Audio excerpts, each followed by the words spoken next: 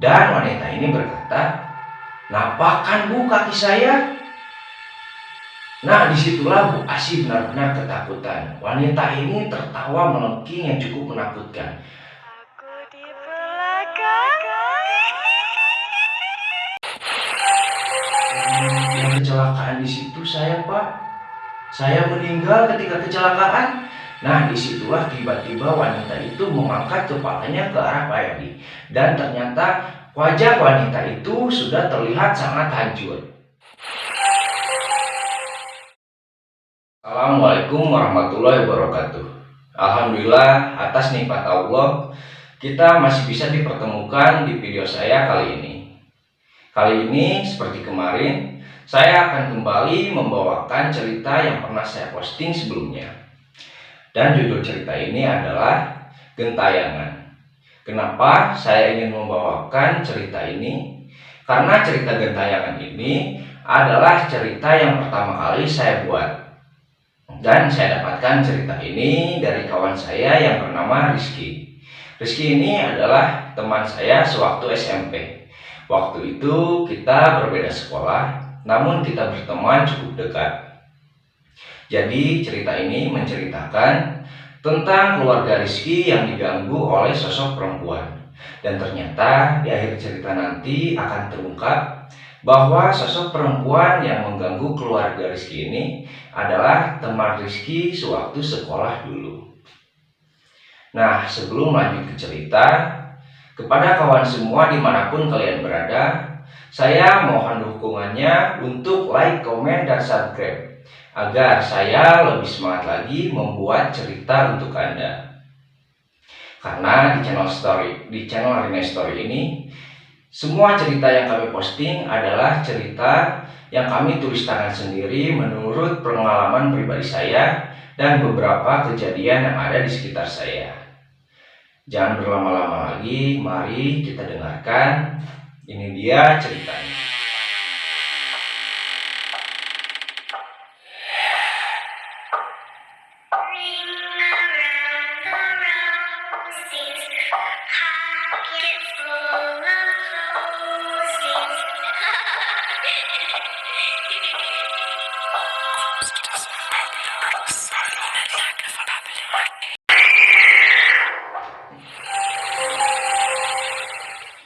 Baik, sebelumnya nama orang tua Rizky akan saya samarkan terlebih dahulu.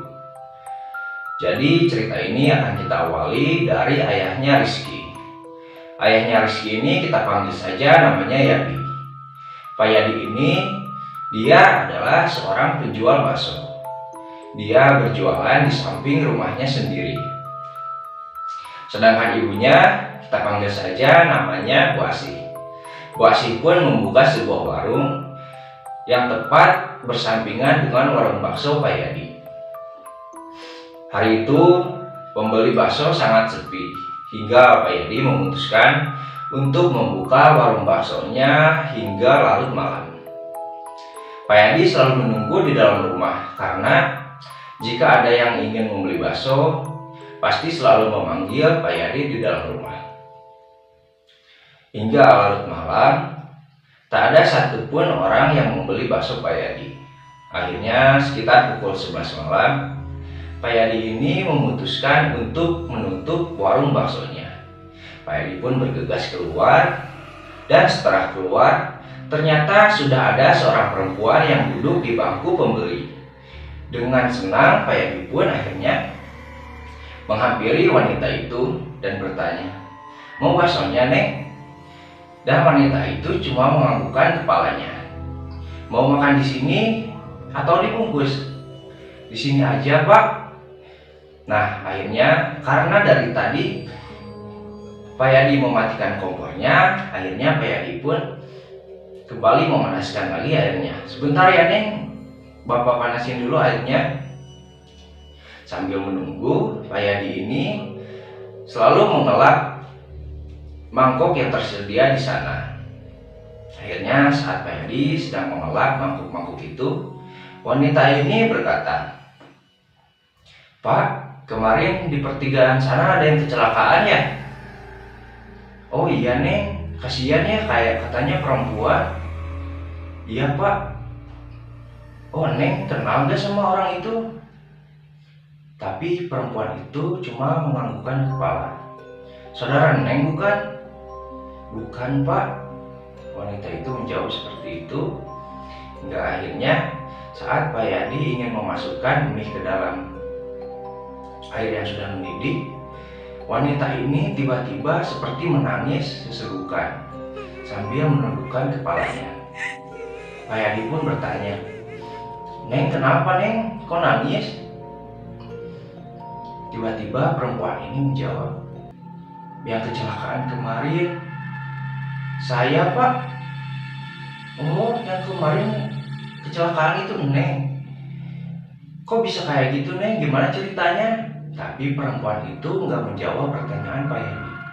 Karena Pak Yadi ini termasuk orang yang jarang berbicara, akhirnya Pak Yadi pun menghiraukan wanita tersebut. Tapi semakin lama, tangisan wanita itu semakin kencang. Tiba-tiba angin berhembus menusuk ke dalam pundak Pak Yadi. Dan setelah Pak Yadi ingat-ingat lagi bahwa korban kecelakaan kemarin dia meninggal di tempat. Disitulah Pak Yadi mulai merasa ada yang aneh. Tiba-tiba tangisan wanita ini semakin keras kembali. Akhirnya Pak Yadi menoleh ke arah wanita itu. Neng kenapa Neng? Tiba-tiba dengan sangat mengejutkan wanita ini menjawab, yang kecelakaan di situ saya Pak. Saya meninggal ketika kecelakaan. Nah disitulah tiba-tiba wanita itu mengangkat kepalanya ke arah Pak Yadi.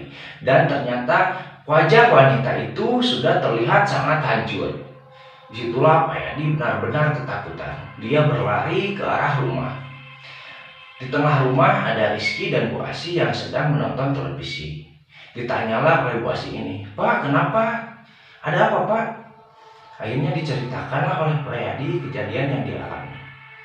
Malam itu akhirnya warung bakso itu ditutup oleh Rizky dan ibunya. Sampai malam Pak Yadi masih saja ketakutan.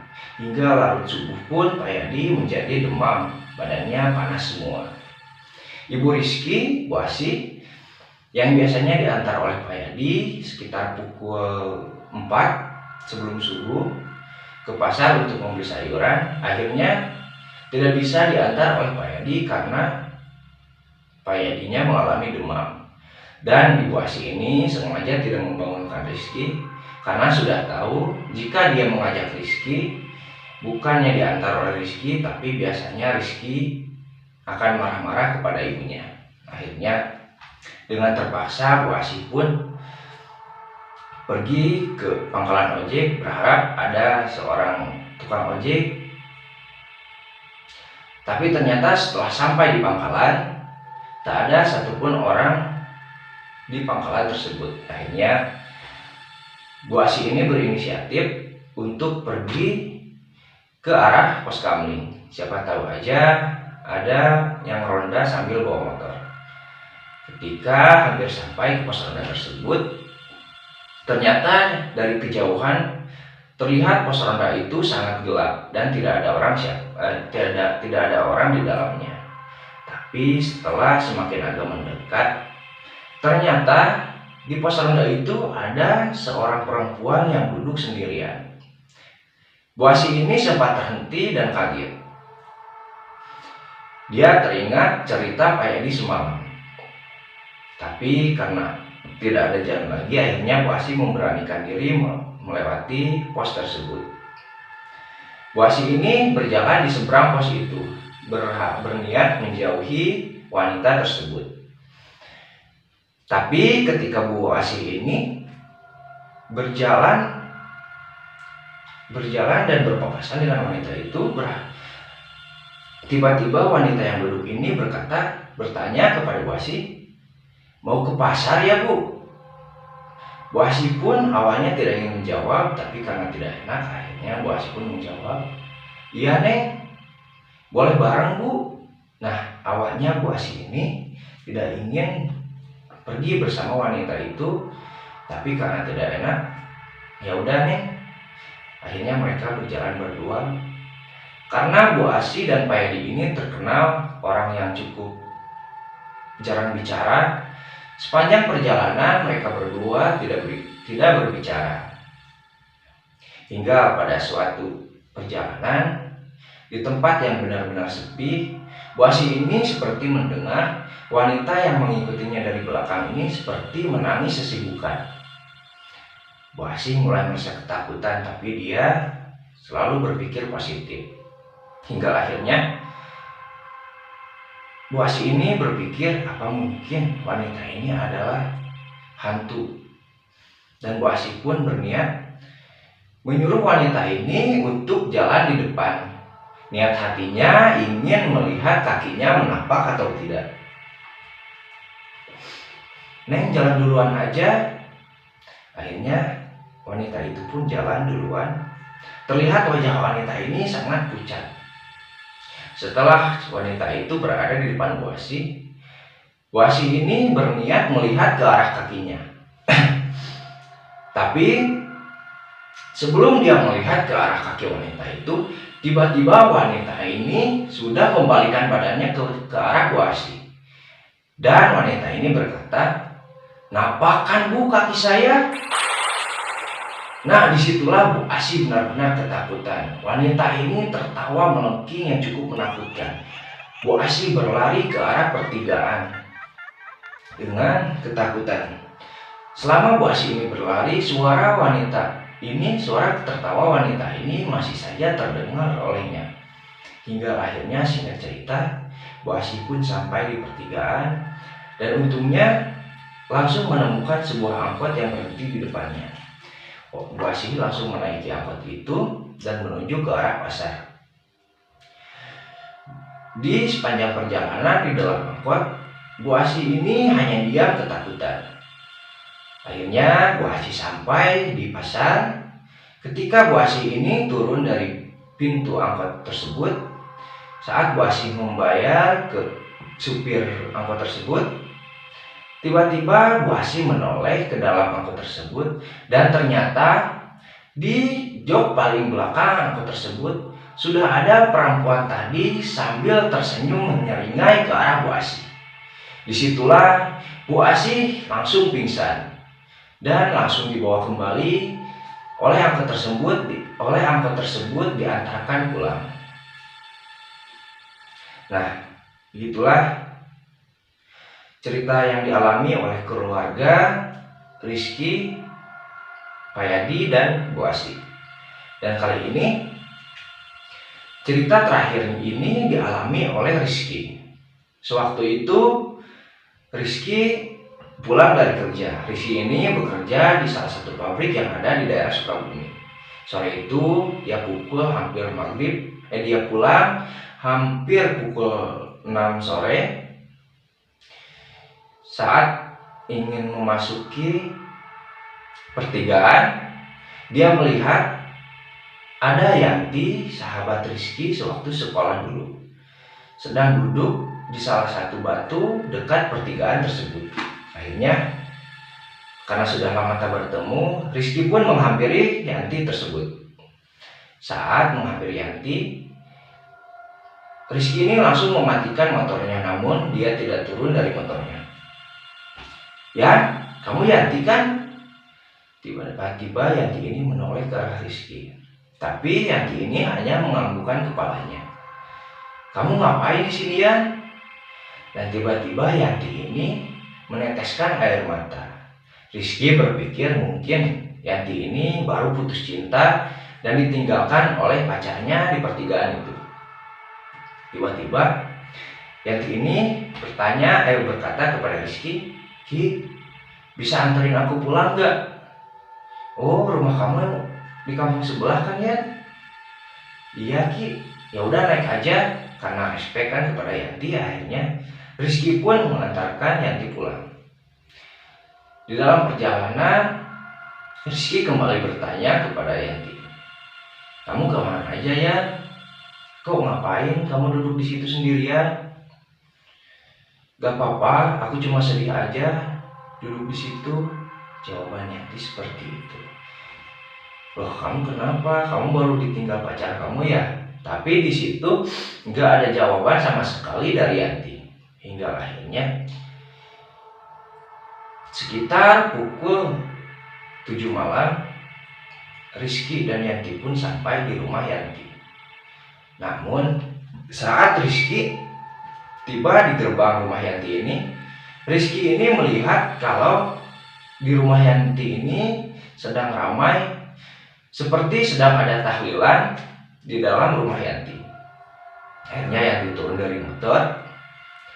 Terus Yanti ini bilang, "Kamu tunggu dulu ya Ki, aku masuk duluan." Oh iya. Akhirnya Yanti pun berjalan pulang menuju pintu belakang. Karena di tengah rumah Yanti terlihat banyak seorang lelaki yang sedang melakukan pengajian. Tapi beberapa menit kemudian, Yanti ini tak kunjung datang. Akhirnya Rizky pun memutuskan untuk pulang saja. Saat dia menyalakan motornya, tiba-tiba datang seorang ibu dari dalam rumah Yanti. Ibu ini berusia sekitar 40 tahun dan menghampiri Rizky. Ibu ini bertanya kepada Rizky, "Mau cari siapa, Dek?" "Oh, ini Bu, tadi habis nganterin Yanti pulang." Nah, disitulah wajah ibu tersebut seperti terkejut. "Nganterin Yanti siapa, Dek? Ini Yanti yang rumahnya di sini." "Oh, ya udah masuk aja dulu." "Oh, gak apa-apa Bu, udah malam." "Enggak, masuk aja, ibu mau ngobrol sebentar." Akhirnya Rizky pun nyimpan motornya dan masuk ke dalam rumah Yanti, dan dia melewati jalan yang sama yang dilewati Yanti sebelumnya. Awalnya Rizky ini ikut tahlil terlebih dahulu, dan setelah selesai tahlil itu, tiba-tiba ibu yang tadi mengajak Rizky masuk mengajak ngobrol kepada Rizky. "Dek, kamu beneran tadi nganterin Yanti?" "Iya Bu, Yantinya kemana ya? Kok nggak kelihatan lagi?" "Ibu ini ibunya Yanti ya?" "Iya Dek, saya ibunya Yanti." "Oh maaf Bu, saya nggak tahu." "Iya nggak apa-apa Dek." "Nah Dek, kamu tahu gak ini tahlilan siapa?" "Enggak Dek." "Kamu tahu gak kemarin di pertigaan sana ada yang kecelakaan?" "Oh iya Bu, katanya ada korban wanita ya Bu?" "Iya, korban wanita itu Yanti Dek, dia kecelakaan kemarin." Nah disitulah Yanti terkejut mendengar ucapan ibu Yanti tersebut. "Ah yang bener Bu, barusan aku anterin ke sini." "Iya Dek, ini tahlilan untuk Yanti Dek. Kemarin dia meninggal di tempat." Nah disitulah Rizky mulai merasa kebingungan. Kalau emang Yanti udah meninggal, lalu siapa perempuan yang diantar oleh Rizky tersebut? Nah setelah beberapa lama berbicara, akhirnya Rizky pun berkata kepada ibu, "Bu, nanti aku ziarah ya ke pemakamannya Yanti Bu." "Oh iya, nanti kamu kesini lagi aja." "Rumah kamu memangnya di mana Dek?" "Itu Bu, di kampung sebelah, di daerah B." Nah disitulah ibu Yanti ini sempat terdiam. "Di sebelah mana Dek? Kamu kenal sama Bu Asi enggak, yang suaminya jualan mie ayam?" "Loh, ibu kenal sama Bu Asi? Itu ibu saya Bu," kata Rizky. Nah disitulah ibu ini tiba-tiba meneteskan air matanya. "Bu, kenapa Bu? Ada yang salah ya omongan saya?" "Enggak Dek, ibu sebenarnya ada yang mau ibu ceritain lagi." Nah disinilah ibu ini bercerita tentang kronologi kecelakaan yang Yanti alami. Jadi begini Dek, ibu ini pernah minjem uang sama Bu Asih, yaitu ibu kamu. Ibu punya hutang sekitar 2 juta dan ibu berjanji akan mengangsur hutang ibu setiap 1 minggu sekali. Tapi karena keadaan Bapak Yanti yang juga seorang tukang ojek, setiap minggu akhirnya ibu tidak setor kepada Ibu Asih karena tidak ada uang sama sekali. Ibu Asih ini beberapa kali menelpon kepada ibunya Yanti, namun Ibu Yanti ini terus meminta waktu kepada Bu Asih.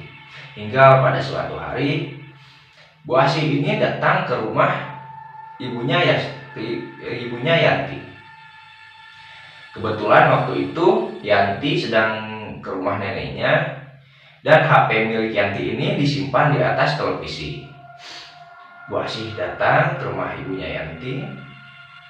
Dia menagih hutang dan waktu itu ibunya Yanti ini masih belum memiliki uang. Karena Bu Asih ini tidak ingin pulang dengan tangan kosong, Bu Asih ini melirik ke arah HP yang ada di atas TV. Tanpa bilang kepada ibunya Yanti, Bu Asih langsung mengambil HP tersebut. Awalnya ibunya Yanti ini melarang Bu Asih mengambil HP itu. "Bu, jangan Bu, itu milik HP milik anak saya. Kalau diambil nanti dia bisa ngamuk Bu." Tapi Ibu Asih ini nggak peduli sama omongan ibunya Yanti. Dan dia bilang, "Ya udah, kalau kamu mau ambil HP ini, kamu lunasin dulu hutang kamu. Ini sebagai jaminan hutang kamu." Dan akhirnya Bu Asih ini pulang dengan membawa HP milik Yanti. Singkat cerita, setelah Yanti pulang dari rumah neneknya, Yanti ini langsung mengecek ke arah HP yang ada di atas TV. Tapi ternyata HP tersebut sudah tidak ada. Awalnya Yanti mengira HP-nya dipindahkan oleh ibunya.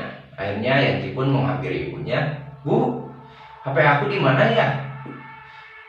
Ibu Yanti ini awalnya gak menjawab, dia hanya diam. Tapi Yanti ini terus bertanya, "Bu, HP aku di mana, Bu? HP aku di mana?" Akhirnya dengan terpaksa Ibu Yanti ini menceritakan kalau HP Yanti ini diambil oleh Bu Asih. Setelah menceritakan semuanya, Yanti ini menangis dan dia emosi. Yanti yang tidak lancar mengendarai motor, waktu itu ayah Yanti sedang berada di kamar mandi, langsung berlari ke kamar ayahnya Yanti, mengambil kunci motor dan langsung mengeluarkan motor milik ayahnya Yanti. Awalnya ibunya melarang, "Kamu mau kemana, Dek? Kamu mau kemana? Kamu kan belum lancar pakai motor." "Enggak Bu, aku gak terima HP aku diambil, aku mau ambil lagi." "Gak usah Dek, Ibu minta waktu dulu sama kamu sampai Ibu punya uang, nanti biar Ibu yang tebus." Tapi Yanti ini tetap kekeh dengan kemauannya. Akhirnya dengan penuh emosi, Yanti pun membawa kendaraan motor milik ayahnya dengan cepat. Ibunya sangat khawatir waktu itu. Menurut beberapa saksi, di saat di perjalanan, Yanti ini hampir menabrak beberapa kendaraan lain. Namun Yanti ini masih bisa selamat. Tapi setelah hampir sampai ke pertigaan, tiba-tiba jadi Yanti ini ada di belakang mobil Avanza dan di depan mobil Avanza ini ada sebuah truk. Dan di depan truk ini ada satu mobil lagi, entah itu mobil apa. Karena ingin cepat-cepat sampai, Yanti pun menyalip mobil Avanza tersebut. Tanpa diduga, Avanza tersebut ikut menyalip truk yang ada di depannya, sehingga Yanti pun kepepet tergeser ke arah kiri. Dan tanpa diduga, dari arah berlawanan ada seorang pria mengendarai motor sangat kencang, hingga akhirnya Yanti dan pengendara motor ini pun mengalami tabrakan. Tubuh pria itu terpental ke arah pinggir, sedangkan tubuh Yanti terpental ke depan mobil Avanza tersebut, hingga badan Yanti tergilas oleh mobil Avanza tersebut. Disitulah Yanti meninggal di tempat itu juga. Akhirnya Yanti dibawa ke rumah ibunya dengan keadaan sudah menjadi mayat. Disitulah Rizky mendengar cerita ibunya Yanti ini. Dia ikut terkejut dan dia berpikir apakah mungkin sosok wanita yang mengganggu keluarganya ini adalah Yanti.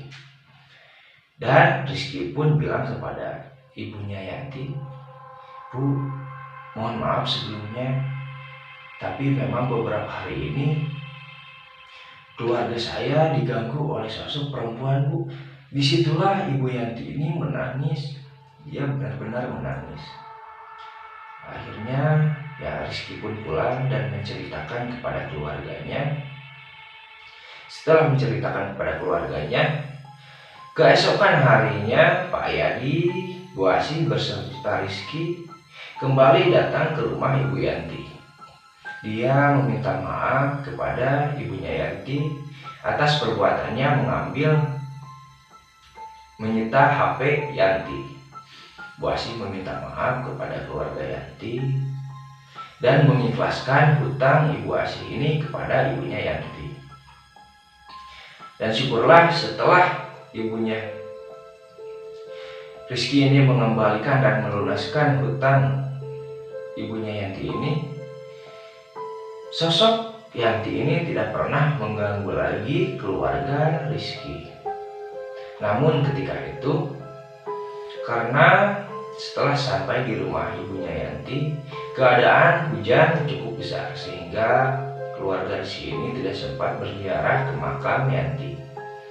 Sampai akhirnya mereka pun pulang, dan beberapa hari kemudian Rizky datang ke rumah saya dan menceritakan cerita ini. Dan kemudian waktu itu juga saya sendiri langsung mengantar Rizky berziarah ke makam Yanti. Dan sebelum cerita ini saya bawakan, saya minta izin dulu kepada Rizky dan Rizky menyetujuinya. Namun dia ingin keluarganya disamarkan karena ini mungkin adalah salah satu aib keluarganya. Jadi Rizky meminta agar nama orang tuanya disamarkan. Begitupun nama Yanti itu adalah nama yang disamarkan oleh saya. Nah, begitulah cerita yang saya sampaikan dari pengalaman kawan saya. Mohon maaf bila ada kesalahan. Wassalamualaikum warahmatullahi wabarakatuh.